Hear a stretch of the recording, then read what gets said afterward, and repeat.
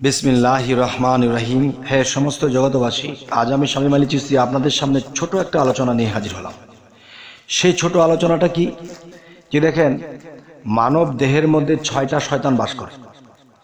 এই 6টা শয়তান নিয়ে যখন মানুষ ইবাদত করবে, নামাজ পড়বে, ধ্যান করবে বা ভালো কিছু করবে, তখন এই শয়তানি শক্তি যে 6 জনকে দেওয়া হয়েছে, এই 6 দিকে আপনাকে টানবে।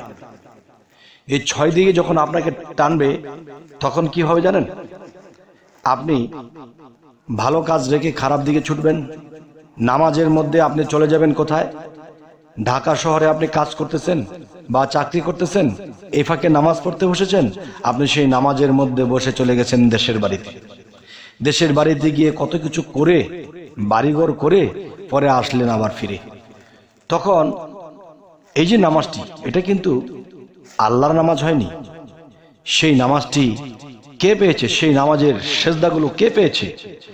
শয়তান পেয়েছে। কেননা আমি যখন বলেছি আল্লাহু আকবার, তা আল্লাহকে হাজির নাজির করে আমি চলে গেছি দেশের বাড়িতে, আমি চলে গেছি বিভিন্ন দিকে, আমার মন ছুটে গেছে। আমি মুখের কাছে 10,000 টাকা পাবো, আজকে চাবো, যদি না দেয় তাহলে চর দেব। চর দিতে যাইয়া মসজিদের মধ্যে তার শরীর কাঁপিয়ে উঠেছে, হাত নড়িয়ে উঠেছে।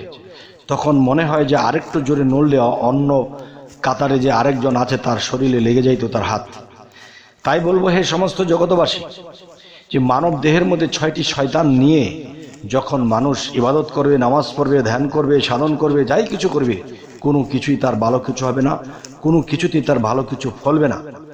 তাই বলে কি, যে হযরত মুহাম্মদ সাল্লাল্লাহু আলাইহি সাল্লাম তিনি কিন্তু নামাজ এনেছে সেই 52 বছর বয়সে। 40 বছরে তিনি কি পেয়েছেন? নবুয়ত পেয়েছেন, কোরআন এনেছেন। তাহলে এখানে মূল বিষয় হলো কি, যে হেরা পর্বতের গুহাতে যখন নবী সাধনায় ছিল, তখন কিন্তু হযরত মুহাম্মদ সাল্লাল্লাহু আলাইহি সাল্লামকে সিনা পরিষ্কার করানো হয়েছে। সিনা পরিষ্কার করার উদ্দেশ্যটা কি? এই মানব দেহের মধ্যে 6টি শয়তান আছে, কাম, ক্রোধ, লোভ, মোহ, মায়া, মাৎসর্য। এই 6টি শয়তান যখন 6 দিকে টানতে থাকে, তখন তার দ্বারা আর ইবাদত হয় না, সে আর আল্লাহর পথে ডুবতে পারে না। তখন প্রত্যেকটা সেজদা শয়তান নিয়ে যায়। তখন শয়তান বলে, তুমি দাঁড়িয়েছো আল্লাহর জন্য, কিন্তু স্মরণ করেছো আমাকে এবং আমি শয়তানকে তুমি স্মরণ করেছো। তাহলে যদি আল্লাহর স্মরণে তুমি সেজদা দিতে, তাহলে সেই সেজদা তো আল্লাহ পাইতো। এবং তুমি যেহেতু নামাজে দাঁড়িয়ে আল্লাহকে ব্যতীত আমার ঘোরানো চাকায় তুমি পড়ে গেছো, আমি তোমাকে ঘুরিয়েছি, আমাকেই স্মরণ করেছি, তাই তোমরা যে সেজদা করেছো সেটি আমি শয়তান পেয়েছি, আমার শয়তানি শক্তি আরো বেড়ে গেছে। তবে এমনভাবে নামাজ যদি তোমরা পড়ো, তাহলে আমার শয়তানি শক্তি আরো বেড়ে যাবে, আমি মানুষকে আরো পটাতে পারবো। তাহলে বোঝা গেল কি, এই নামাজেই মানুষ বেহেশত লাভ করে, এই নামাজেই মানুষ পুলসিরাত পার হয়, এই নামাজেই মানুষ জাহান্নামে যায়, এই নামাজেই মানুষ আল্লাহর বান্দা থেকে বন্ধুত্বে পরিণত হয়, ওলি আউলিয়াতে পরিণত হয়। কিন্তু নামাজের বাংলা যদি আমরা পাই, যে স্মরণ করা, কাকে স্মরণ করা? আল্লাহকে স্মরণ করা, সেখানে আমরা কি শয়তানকে স্মরণ করেছি। শয়তানকে স্মরণ করেছি কিরকম? যে আমি নামাজে দাঁড়ায় আছি, শুধু আল্লাহকে ব্যতীত অন্য কারো নাম নেব না, অন্য কারো কথা বলবো না, কিন্তু সেখানে আমি আল্লাহর নাম ব্যতীত, আমি সূরার মধ্যে কাফেরের নাম আছে, সূরার মধ্যে নবী রাসূলদের নাম আছে, সূরার মধ্যে শয়তান মুকরমের নাম আছে, কাফেরদের নাম আছে, মুনাফিকদের নাম আছে। তাহলে কি আমি নামাজে দাঁড়িয়েছি আল্লাহর উদ্দেশ্যে, আমি এতগুলা মানুষকে স্মরণ করেছি? নাউজুবিল্লাহ, আস্তাগফিরুল্লাহ। আমার মৃত্যুর পরে আমার ঠিকানা কই হবে জানা নেই। তবে হে সমস্ত জগতবাসী, আজকের মূলত কথা যেটি আমি বোঝাতে চাইছি সেটি হলো, দেখেন, যে হযরত মুহাম্মদ সাল্লাল্লাহু আলাইহি সাল্লাম তিনি তো যদি সাধনা নাও করতো, হেরা পর্বতের গুহায় নাও যাইতো, তবুও কিন্তু তিনি নবী, তবুও তাকে সিনা পরিষ্কার করালো কেন?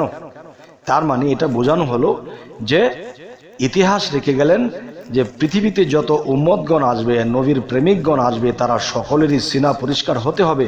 আর সেই সিনা পরিষ্কার করেছিল কে? আল্লাহ জিবরাইল দ্বারা করেছে, আরো অন্য কাউকে দিয়েও করিয়েছে।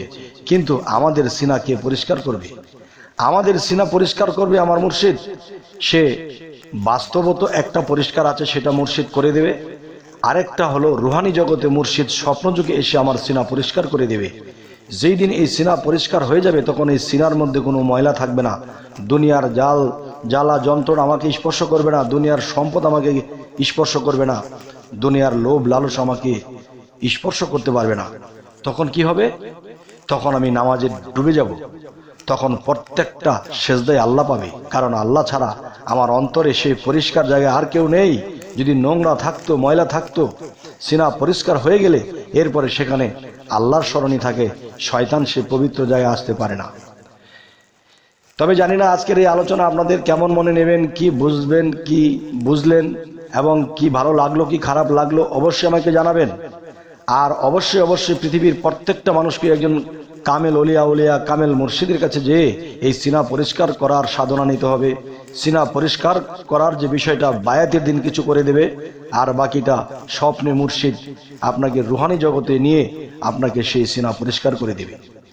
অবশ্যই অবশ্যই আমাদের চ্যানেলটি যদি আপনাদের ভালো লাগে তো অবশ্যই সাবস্ক্রাইব করে নেবেন এবং পরবর্তীতে কি ধরনের আলোচনা চাইছেন তাও জানাবেন।